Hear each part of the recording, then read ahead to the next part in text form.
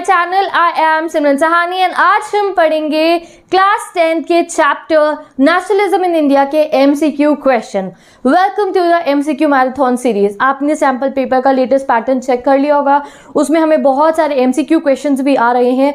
तो आज इस वीडियो में हम नेशनलिज्म इन इंडिया के मोस्ट इंपॉर्टेंट एमसीक्यू, इनफैक्ट एक एक लाइन से एमसीक्यू क्वेश्चन हम कवर करने वाले हैं, जिस फॉर्मेट में हमें सैम्पल पेपर में बताए गए हैं, जैसे प्रीवियस ईयर्स में आए हैं। बहुत सारे एमसीक्यूज विल बी प्रैक्टिसिंग। इसी तरीके से ये एमसीक्यू मैराथन सीरीज मैंने एसएसटी की स्टार्ट कर दी है। हर एक चैप्टर एसएसटी का जो है उसके एमसीक्यू प्रैक्टिस करेंगे, फिर एमसीक्यू मैराथन सीरीज के बाद short answer series, long answer series, ऐसे करते करते पूरे सिलेबस के इंपॉर्टेंट क्वेश्चन हम प्रिपेयर कर लेंगे। ओके, और इंग्लिश की भी ऐसी सीरीज ऑन हो चुकी है सभी इंपॉर्टेंट क्वेश्चंस की। तो if you want to study SST and English, you can go and check out my channel. And अब बिना कोई टाइम वेस्ट करे, let us start with the MCQ questions of chapter nationalism in India. Okay, तो हमारे topic wise मैं आपको सारे MCQs cover कराने वाली हूँ। तो पहला टॉपिक आ गया हमारा the first world war, Khilafat and the non cooperation movement. पहला क्वेश्चन है, in India and as in many other colonies the growth of modern nationalism is connected to. तो मॉडर्न नेशनलिज्म यानी कि ये इंडिया और जितनी भी कॉलोनीज थी उनके दिलों में नेशनलिज्म की फीलिंग्स आनी कब शुरू हुई थी? किससे कहा जाता है कि अच्छा इस चीज़ की वजह से हमारे यहाँ के लोगों में भी अपने देश के लिए देशभक्ति और प्यार की भावना जो है कि हाँ नहीं हम इन्हें अपने ऊपर रूल नहीं करने देंगे, वो कैसे स्टार्ट होती है? कॉलोनियल मूवमेंट से, खिलाफत मूवमेंट से, एंटी कॉलोनियल मूवमेंट की वजह से, civil disobedience. Correct answer is anti colonial movement. जब we Indians we realise that ये कॉलोनी बना के हमारे यहाँ क्यों रहे, हम अपने आप को खुद रूल कर सकते हैं, तो हमने क्या कहा, एंटी कॉलोनियल मूवमेंट हमने लॉन्च करा कि कॉलोनीज वालों भागो यहाँ से, ब्रिटिशर्स यहाँ से भागो। और हमें अपने नेशनलिज्म की हमें इंपॉर्टेंस पता चली कि हम सब इंडियंस हैं एंड हम इंडिया में साथ में मिलकर रहेंगे, हमें ब्रिटिशर्स का राज नहीं चाहिए। तो correct answer is anti colonial movement. Which one of the following is true regarding the impact of first world war on India? कौन सा सही है? डिफेंस एक्सपेंडिचर इंक्रीज हो गया था, हाँ हो गया था। फोर्स रिक्रूटमेंट, हाँ हो रही थी। इनकम टैक्स इंट्रोड्यूस करा, हाँ जी करा था। कस्टम ड्यूटीज इंक्रीज करी थी, वो भी करी थी। तो आंसर क्या होगा? D, all of the above. Next question, the process by which colonial state force people to join the army is. क्या होता है वो? फोर्स रिक्रूटमेंट होता है। पढ़ाया तो था आपको चैप्टर में। अगर नेशनलिज्म इन इंडिया चैप्टर नहीं पढ़ा गाइस तो मैंने बहुत कम देर में 1 आवर प्लस की कुछ वीडियो है और 1 शॉर्ट वीडियो में बहुत जल्दी से चैप्टर को एक्सप्लेन कर दिया। You can go and study. 2 videos है, दोनों ही डिजिटल बोर्ड पे, जिससे आपको पढ़ना हुआ पढ़ सकते हो आप, ठीक है। Next question, which one of the following statement is not true regarding the impact of first world war on India? कौन सी सही नहीं है? कस्टम ड्यूटीज रेज हुई, इनकम टैक्स, ये वाली तो सही है। Prices increase leading to extreme hardship, ये भी सही है। डिफेंस एक्सपेंडिचर इंक्रीज हुआ और उससे टैक्सेज इंक्रीज हुआ, ये भी सही है। तो गलत कौन सी है? देखो ये डी वाली कह रहा है कि फर्स्ट वर्ल्ड वॉर होने से इंडिया में इंडस्ट्रियल प्रोडक्शन इंक्रीज हुआ। कैसा कुछ हुआ था? नहीं भैया, ऐसा तो कुछ नहीं हुआ था। तो D1 आंसर होगा हमारा। Who was the writer of the book Hind Swaraj? Jawaharlal Nehru ji, Abdul Ghaffar Khan, Mahatma Gandhi. तो correct answer C1, Mahatma Gandhi. Next question, the first war the effect of the world wide economic depression was. तो आपको बताना है वर्ल्ड वाइड इकोनॉमिक डिप्रेशन का रिजल्ट क्या था। Agriculture prices begin to raise from 1926, agriculture prices begin to stop, agriculture prices begin to fall, या फिर none of this. तो आपको बताना है। तो आंसर इज दैट जब ये इकोनॉमिक डिप्रेशन होता है तो agriculture prices begin to fall from 1926। Next question, Mahatma Gandhi ji India कब आए थे साउथ अफ्रीका से? आपको आंसर बताना है। 1920 में, 13 में, 10 में, 15 में। तो करेक्ट आंसर मुझे कॉमेंट सेक्शन में बताइए। Let's see the question number 8 now. Which of the following statement is not aligned with the basic concept सत्याग्रह? कौन सी ऐसी स्टेटमेंट इसमें से ऐसी है जो सत्याग्रह के कॉन्सेप्ट से मैच नहीं करती है? Emphasis on power of truth, ये तो करती है गाइस। सत्याग्रह मतलब यही था कि हम सच्चाई को दर्शाएंगे। Emphasis on need to restrain oneself, emphasis on violence, emphasis on non violence. तो करेक्ट आंसर होगा C1। सत्याग्रह में हम वायलेंस करने को नहीं एम्फेसिस कर रहे थे। हम सत्याग्रह में क्या कह रहे थे कि हमें वायलेंस क्रिएट नहीं करना है। नॉन वायलेंट वे में जो ऑपरेसर है उसके कॉन्साइन से डील करना है कि उसको पता चल जाए कि वो गलत कर रहा है और बिना लाठी उठाए, बिना हम कोई मारपीट करे, दंगे करे, झगड़े करे, अपनी बात जो है जो सही है उसको मनवा ले, ठीक है, सच्चाई का साथ दे। और तो करेक्ट आंसर क्या होगा कि जो ये सही नहीं है सत्याग्रह के कॉन्सेप्ट से, that is the C1। Next question पे आते हैं। What did the Rowlatt Act 1919 presume? क्या लिखा था रॉलेट एक्ट के अंदर? ठीक है, detention of political prisoners without trial, force recruitment, force manual labour, equal pay, equal work. तो करेक्ट आंसर A1 है।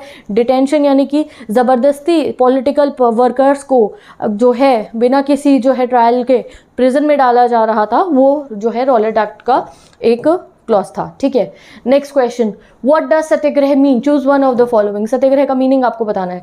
Satyagraha means use of physical force, नहीं, बिल्कुल भी नहीं। Satyagraha is a non violent method of fighting against oppression, yes, ये सही है। Satyagraha means passive resistance and is a weapon of the weak, नहीं गाइस, वीक का वेपन नहीं है ये, गलत है ये वाला, सी वाला। सत्याग्रह was a violent mass agitation, नहीं, ये भी गलत है, तो correct answer will be the B1। Okay, next question पे आते हैं। Baba Ramchandra a sanyasi was the leader of which of the following movement, non cooperation, militant guerrilla movement, peasant movement of Awadh, plantation workers movement. Correct answer C1, peasant movements of Awadh. Next question, mass procession, ठीक है, झुंड बना के, crowd बना के मासली protest करना, इकट्ठा होना on the streets became a common feature during, कब हो गया था कॉमन, ये दांडी मार्च के दौरान, खिलाफत मूवमेंट के दौरान, सिविल डिसोबीडियंस मूवमेंट के दौरान, या कोई भी नेशनल मूवमेंट के दौरान। तो करेक्ट आंसर नेशनल मूवमेंट, जितने भी हमारे नेशनल मूवमेंट चले उसका ये एक बेसिक फीचर बन चुका था कि सब लोग सड़कों पे आते थे, एक दूसरे का साथ देते थे और प्रोटेस्ट करते थे अलग अलग इश्यूज के खिलाफ। In which movement did Gandhi ji had an opportunity to brings Muslims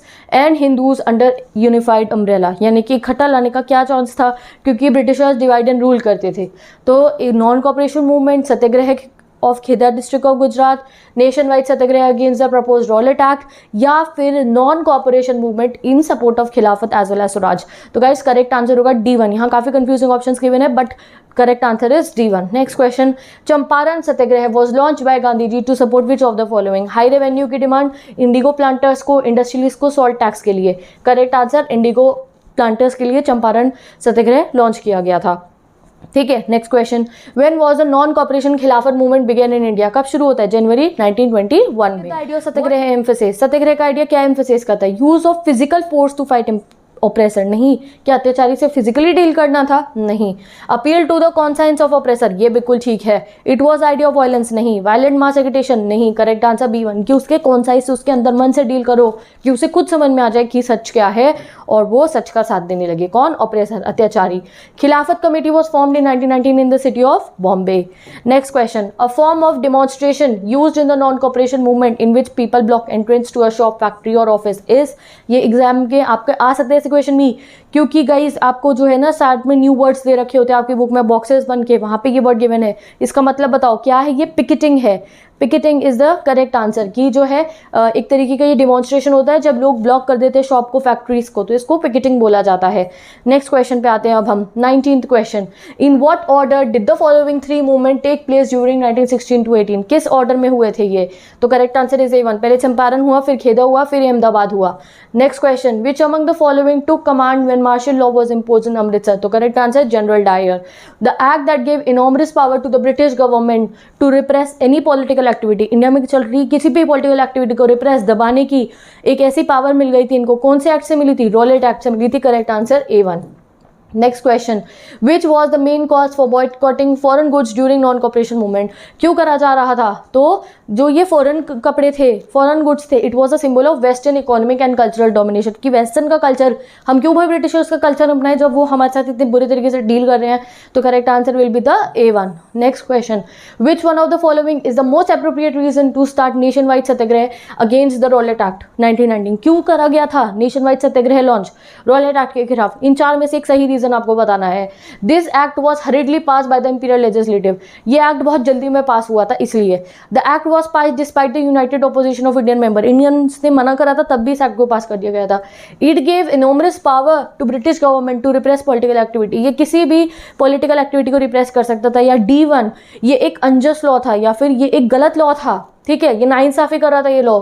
as it allowed the detention of political prisoners without trial for 2 years, क्योंकि सबसे अनजस्ट चीज इस लॉ की क्या थी, रॉलेट एक्ट की, कि भाई इसने कहा कि वो किसी भी पॉलिटिकल वर्कर को, कोई डिमॉन्स्ट्रेशन जो कर रहे हैं उनको जेल में डाल सकता है और 2 साल तक जेल में रख सकता है, उन्हें कोई कोर्ट की पेशी भी नहीं करी जाएगी, उनकी कोई ट्रायल भी नहीं होगा। The following was the main reason behind the start of the non cooperation movement in 1920, क्या था नॉन कॉपरेशन मूवमेंट स्टार्ट करने का, boycott British for the demand of पूर्ण Swaraj, to surrender the titles of the Britishers, to fulfill the demand of Swaraj. तो correct answer is D1, Swaraj की demand जो start हुई थी उसको फुलफिल करने के लिए नॉन कॉपरेशन मूवमेंट 1920 में लॉन्च होता है। नेक्स्ट क्वेश्चन पे आते हैं 24 question, the concept of non cooperation was turn into a movement through the, कैसे हुआ था, सबसे पहले लोगों ने सरेंडर करे गवर्नमेंट के द्वारा दिए गए टाइटल्स और अवार्ड्स, बॉयकॉट करा गया फॉरेन क्लोथ्स को, स्कूल को, बॉयकॉट करा गया सिविल सर्विसेज को, आर्मी की, पुलिस की, कोर्ट की सर्विसेज को, या फिर ऑल ऑफ दिस? तो correct answer is D1 all of this. इन सभी तरीकों से जो है प्रोटेस्ट किया गया था इन इंडिया, ठीक है, during non cooperation. Next question, what was the effect of the non cooperation movement on the plantation workers in Assam? क्या इफेक्ट हुआ था? They destroyed the plantation, they went on to loot shops, they started using violence, या they left the plantation and headed towards home? तो वो उनको क्या लगा, सब अपने अपने घर जा सकते हैं, तो they left the plantation and headed towards home. Name the sanyasi who was indentured labourer in Fiji? कौन थे वो? बाबा रामचंद्र, बाबा रामदेव, बाबा सीतारमन या Baba Sukhdev? Correct answer comment section में आप बताइए। नेक्स्ट क्वेश्चन पे चलते हैं। The peasants of Kheda district could not pay the revenue because they were affected by? क्यों नहीं कर पा रहे थे वो अपना रेवेन्यू पे? एक्सट्रीम पॉवर्टी थी, क्रॉप फेलियर था, प्लेग एपिडेमिक था, या all of this? Correct answer all of this. Next question, why was Alluri Sitaram Raju well known? क्यों थे वो वेल नोन? उन्होंने एक ऑर्गेनाइजेशन सेट कर दी फार्मर्स के लिए, उन्होंने पीजेंट मूवमेंट चलाया था, उन्होंने सत्याग्रह मूवमेंट चलाया था, या फिर he led the militant movement of tribal peasant in Andhra Pradesh? तो correct answer is D1। Next question, what were the plantation workers not allowed to do under the England immigration act? क्या उन्हें अलाउड नहीं था? To take tea from the gardens, to move freely in and out of the plantation, to work as per direction of plant owners, या not? Correct answer B1। उन्हें allowed नहीं था कि वो कभी भी अपनी मर्जी से उस प्लांटेशन एरिया से बाहर जा सकते, नहीं, उन्हें वहीं जबरदस्ती रहना पड़ता था, वहीं काम करना पड़ता था, उन्हें अलाउड ही नहीं था वहाँ से बाहर जाना। हु सेटअप ऊद किसान सभा? किसे सेटअप करी थी? अलूरी सीताराम राजू ने, जवाहरलाल नेहरू और बाबा रामचंद्र ने, जवाहरलाल नेहरू और शौकत अली ने, या महात्मा गांधी ने? करेक्ट आंसर ये भी आप बताना कमेंट सेक्शन में, यहाँ पर टेस्ट भी चल रहा है। Next question, towards civil disobedience movement, question number 31 पे अब हम आ गए हैं। Which of the following was cause of the withdrawal of the non cooperation movement? क्यों गांधी जी ने नॉन कॉपरेशन मूवमेंट को बंद कर दिया था? वायलेंस अमंग सत्याग्रही वायलेंस पे आ गए थे, outbreak of violence at Chauri Chaura, ठीक है, Gandhi ji wanted to start civil disobedience या नन? तो करेक्ट आंसर इज, जब चौरी चौरा में वो पुलिस चौकी को जला दिया गया था और वायलेंस स्प्रेड हुआ था, उसके बाद गांधी जी ने ये बंद कर दिया। गांधी जी ने कहा कि अभी सत्याग्रह को और ज़्यादा ट्रेन करने की जरूरत है। 32 question, under the presidency of Jawaharlal Nehru the Lahore Congress session of 1999 formalize the demand of? क्या डिमांड करा गया? अब एग्जाम में ये क्वेश्चन दूसरे वे में भी आ सकता है कि आपको आंसर बता दिया जाएगा और ये बोला जाएगा ये कौन से सेशन में हुआ था कांग्रेस के। तो कांग्रेस के लाहौर वाले सेशन जो 1929 में हुआ था, उसमें क्या डिमांड करा गया था? अबॉलिशन ऑफ रायलट एक्ट, पूर्ण स्वराज और कंप्लीट इंडिपेंडेंस? थोड़ी सी यहाँ स्पेलिंग एरर्स है, I am sorry for that. पूर्ण स्वराज या फिर कंप्लीट इंडिपेंडेंस? स्वराज मांगा गया था, ये सेपरेट इलेक्टोरेट्स फॉर दलित? तो करेक्ट आंसर इज पूर्ण स्वराज मांगा गया था, बी पार्ट है ये। कब?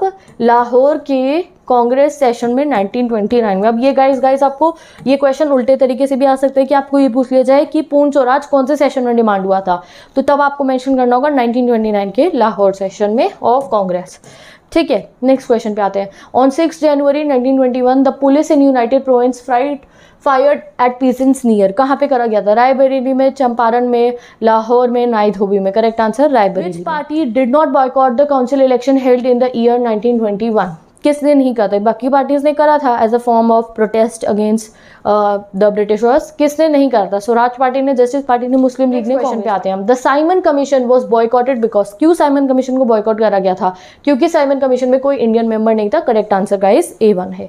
ओके, ये क्वेश्चन मैंने वन नोट फॉर्मेट में ही डाल दिया है क्योंकि आपको आंसर पता चल जाएगा तो अपने आप ऑप्शन में से ढूंढ लोगे।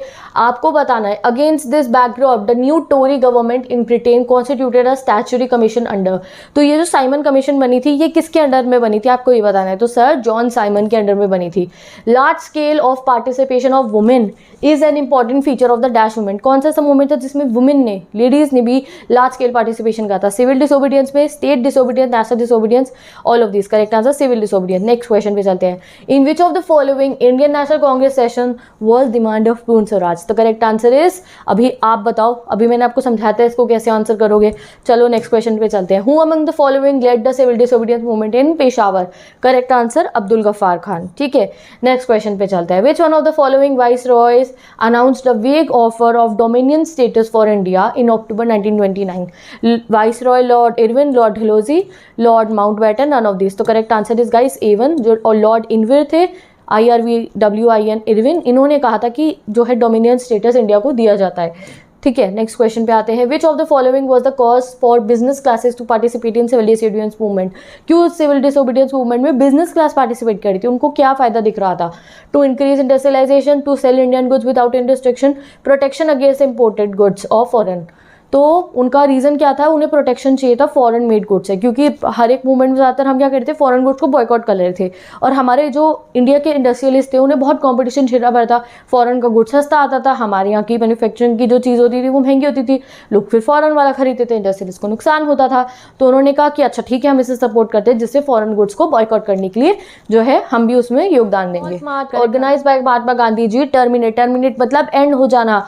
कहाँ एंड हुई थी? सॉल्ट मार्च, खेदा में, बॉम्बे में, दांडी में, साबरमती में। Correct answer C1, Dandi march. Dandi में एंड हुई थी नमक बनाने के बाद। What was found to be a powerful symbol according to Gandhi ji that could unite nation? क्या था powerful symbol guys? B1 salt. उन्हें लगा नमक हर कोई कंज्यूम करता है, अमीर हो गरीब हो, हर इंसान खाने में नमक डालता है। अब नमक पे ही इन्होंने टैक्स लगा दिया, तो उन्हें एक मीडियम दिखा सभी लोगों को इकट्ठा लाने का एंड प्रोटेस्ट करवाने का against Britishers. Why did Indian business group was no longer enthusiastic to join the civil disobedient movement of 1931 after the failure of the second round table conference? तो आपको बताना है क्यों रिच बिजनेस क्लास इंडिया के जो पहले civil disobedient movement को support कर रहे थे, अगली तारीख जब वो शुरू हुआ उन्होंने क्यों सपोर्ट नहीं करा? They were worried about labour and loans, they were worried about growing influence of socialism in Congress, they were worried about financial assistance from Congress, या apprehensive about world economic depression? तो इसका correct answer है guys B1। उन्हें चिंता हो रही थी क्योंकि कांग्रेस में सोशलिज्म इंक्रीज हो रहा था। अब सोशलिज्म क्या होता है मैं आपको बताती हूँ। सोशलिज्म एक ऐसी आइडियोलॉजी होती है जिसके ऊपर अगर देश चलता है तो वहाँ पे जितनी भी इंडस्ट्रीज हो गई और जितने भी एसेट्स होते हैं वो ज़्यादातर गवर्नमेंट ओन करती है, यानी कि इंडस्ट्री की तो गवर्नमेंट की होगी और सब कुछ कम्युनिटी के बीच में जो है डिवाइड करा जाता है। अब अगर सोशलिज्म कांग्रेस में दिखा जा रहा था तो प्राइवेट इंडस्ट्रियलिस्ट को तो डर लगा कि भैया अगर ये सोशलिज्म पे हमारी कंट्री को चलाने की कोशिश करेंगे तो प्राइवेट ओनरशिप तो नहीं रहेगी। तो इसलिए उन्होंने सेकंड राउंड टेबल जो हमारा सेकंड सिविल डिसोबीडिएंस मूवमेंट था उसमें ज़्यादा इंटरेस्ट नहीं दिखाया था। ठीक है, next, why was the Simon Commission sent to India? Simon Commission India आई क्यों थी? To look into the Indian constitution matter and suggest reform. Correct answer is A1। Mahatma Gandhi started his famous salt march. कहाँ से शुरू हुआ था? दांडी से, चौरी चौरा से, साबरमती से, सूरत से। करेक्ट आंसर साबरमती से शुरू हुआ था। Through the war years prices increase doubling between dash and dash. जब वॉर ईयर चल रहे थे तो प्राइसेस इंक्रीज हुए थे, तो आपको वो ईयर बताना है। तो prices increase between the year of 1913 to 18. Next question. Dash returned to India in January 1915.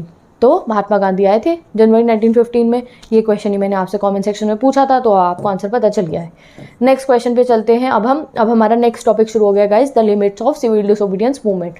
Gandhi ji began fast unto death when doctor Ambedkar demanded separate electorates for Dalit because. क्यों उन्होंने फास्ट अंटिल डेथ करा था? क्योंकि सेपरेट इलेक्टोरेट्स डिवीजन कर देगा हमारी society में, separate electorate slow down कर देगा process of integration of society, both या फिर नन। तो करेक्ट आंसर है C1। उन्हें लगा कि अगर सेपरेट इलेक्टोरेट दे दिए जाएंगे तो और ज़्यादा हमारी कंट्री डिवाइड हो जाएगी और स्लो डाउन हो जाएगा उससे हमारी कंट्री की इंटीग्रेशन का प्रोसेस। तो करेक्ट आंसर है C1।